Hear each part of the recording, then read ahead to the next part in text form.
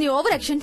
ఓ అక్క, ఈ మధ్య బావ చాలా ఫాస్ట్ అయిపోయాడక్క. ఇదిగో ఈ బుగ్గు చూడు, కందిపోయేటట్టు ఎలా ముద్దు పెట్టాడు.